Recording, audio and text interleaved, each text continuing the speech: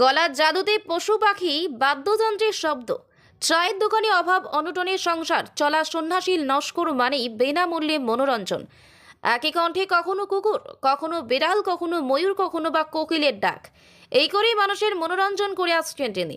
প্রতিদিন তার দোকানে ভিড় জমান 8 থেকে 80 সব বয়সের মানুষ। একসময় হাতে বহু কাজ ছিল, বর্তমানে হাতে তেমন কাজ নেই বললেই চলে। কাকে ডাক ডাকতাম, কাক বহু জ্বর হয়ে যেত। বাজারে যে বাজার করতে যেতাম, মা পাঠাতো এই বাজার করে নিয়ে আয়, আলু নিয়ে আয়, তেল নিয়ে আয়, ওই ডাক্তারকে দিতাম।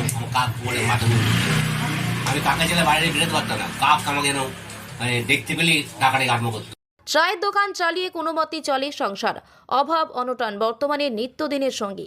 তার গলায় কারসাজিতে তাক লাগিয়ে দিতেন সকলকে। পাড়ার মঞ্চ ছাড়িয়ে ডাক পেতে শুরু করলেন নানা অনুষ্ঠান মঞ্চ থেকে। পেশার টানে রাজ্যের বিভিন্ন জায়গায় স্টেজ শো করার পাশাপাশি কলকাতার একাধিক প্রেক্ষাগৃহ এবং দূরদর্শনীয় অনুষ্ঠান করার সুযোগ পেয়েছেন তিনি। যদিও তাতে সেভাবে আয় না হওয়ায় চায়ের দোকান চালু করেন। দক্ষিণ পূর্ব রেলের হাওড়া খড়গপুর ডিভিশনের নলপুর স্টেশনে নামলে পায়ে হেঁটে পৌঁছে যাওয়া যাবে সন্ন্যাসী নস্করের এক চিলতি চায়ের দোকানে। নিজের চায়ের দোকানে আপন মনে হরবলা করে চলেন সন্ন্যাসী। আবার দোকানে চা খেতে আসা মানুষদের আনন্দ দিতে হাস্য কৌতুহক করেন তিনি। তবুও হাল ছাড়েননি, চালিয়ে যান হরবলার অভ্যাস। ছোট্ট দোকান চালিয়ে কেটে গিয়েছে অনেকগুলো বছর। সন্ন্যাসী 50 বছর পার করেছেন কয়েক বছর হলো। প্রায় 20 থেকে 25 রকম পশু পাখির শব্দ অনায়াসে বলে ফেলেন তিনি। এখনো ঘর করতে পারেনি, সরকারি কোনো পরিষেবা পায়নি। অন্য লোক সরকারি পরিষেবা পেয়েছে, আমি চাই থেকে আমি বঞ্চিত হয়েছি এবং আমার তৃপ্ত এসে গেছে। আর আশা করি না। বউ বলে তুমি দ্বারস্থ হওনি। দ্বারস্থ আমি বিমুখ হয়েছি। এই এলাকার পঞ্চায়েত এলাকা রুমের গ্রামের বাসিন্দা আমি, কোনো পরিষেবা পাইনি। কেন পাননি? আমার মেয়ে প্রতিবন্ধী এবং সে কলেজে পড়াশোনা করেছে, একটা বইপত্র সাহায্য আমি পাইনি।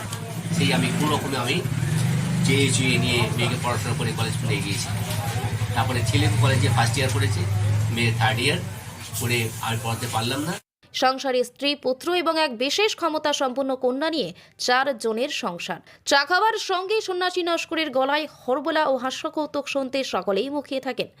সন্ন্যাসী নস্কর বলেন, মাত্র 9 বছর বয়সে নিছক মজার ছলেই বিভিন্ন পশু পাখির ডাক ডাকতে শুরু করেছিলাম। ছোটবেলায় সেই মজার অভ্যাস আজও ছাড়তে পারিনি আমি। 17 বছর বয়স থেকে আমি এটাকে পেশায় পরিণত করেছি। তবে হরবলা করে যে আয় হয় তা দিয়ে 4 মানুষের পেট, সন্তানদের পড়াশোনা চালানো কঠিন হয়ে পড়ে। তাই হরবলার সঙ্গে চায়ের দোকানের কাজ করে এগিয়ে নিয়ে যান কষ্টের সংসার। আবার কখনো রাজমিস্ত্রি জোগাড়ে নিকাশি পরিষ্কারের মতো কাজ করতেও দ্বিধাবোধ করেননি। এদিকে বয়স বাড়লেও কণ্ঠে মুচড়ে ধরতে দেননি তিনি।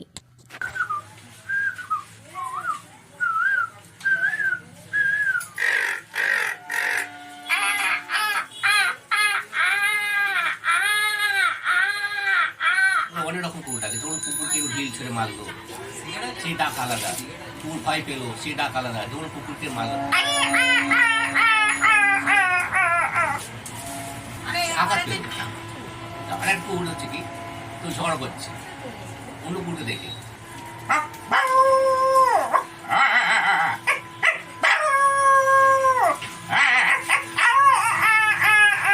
মানে কামড়া গড়ি ফেলে একজন পরে যেতে হবে।